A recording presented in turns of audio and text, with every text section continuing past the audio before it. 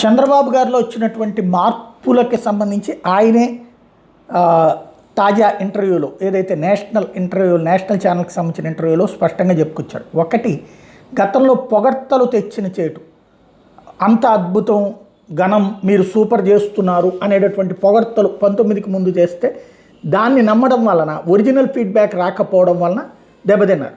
బాబు గారికి ఉన్నటువంటి ఒక మంచి అలవాటు ఏంటంటే, ఆయన నోటీస్కి ఒక తప్పుకు సంబంధించి వెళ్తే తొందరగా సరిదిద్దేసుకునే ప్రయత్నం చేస్తారు.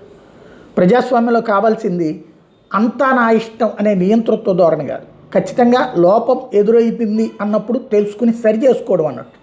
ఆ గుణం ఉండేది 2004కు ముందు. అదే ఆయన్ని మంచి ముఖ్యమంత్రిగా తీసుకొచ్చింది. 2014లో తొలినాళ్లలో నుంచి వచ్చినటువంటిది 19 దగ్గరకు వచ్చేటప్పుడు, చివరిలోకి వచ్చేటప్పటికి అది మిస్ అయింది. అదే పవన్ కళ్యాణ్ దూరం చేసుకోవడానికైనా కారణమైంది, భారతీయ జనతా పార్టీ శత్రుత్వానికైనా కారణమైంది.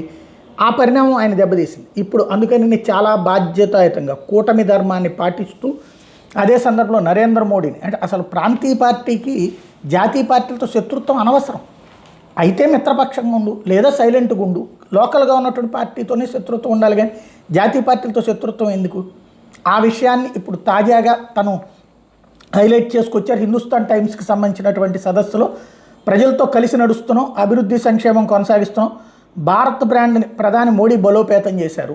ఇది ఒకప్పుడు నరేంద్ర మోడీతో ఉన్నటువంటి కాన్సెప్ట్, అప్పుడు మాట్లాడినటువంటి విధానాల నుంచి పూర్తిగా బయటకు వచ్చారు. భవిష్యత్తుకి సంబంధించి కూడా ఒక పెద్ద ఆయనగా ఏదైతే గతంలో జనాభా నియంత్రణ అవసరమని చెప్పినటువంటి చంద్రబాబు ఇప్పుడు ఆ జనాభా అవసరాన్ని గుర్తు చేస్తూ మాట్లాడారు.